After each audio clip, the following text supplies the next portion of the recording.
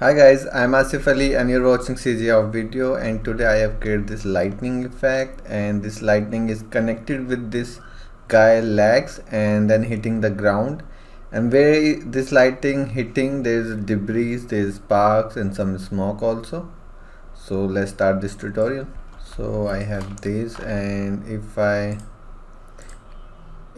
like select this character and move this up, you can see lightning will still hit the ground.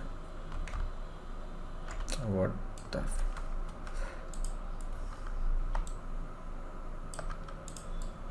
still hit the ground, and where is hitting there is sparks, debris and smoke.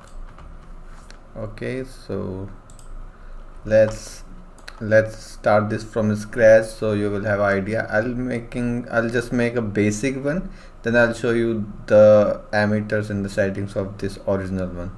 So let's save this and let's open, and this is in UE4.27 UE4.27. okay, so new map, and I'll save this.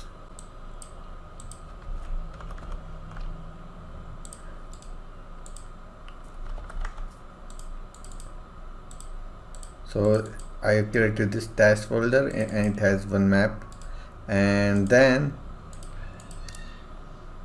oops,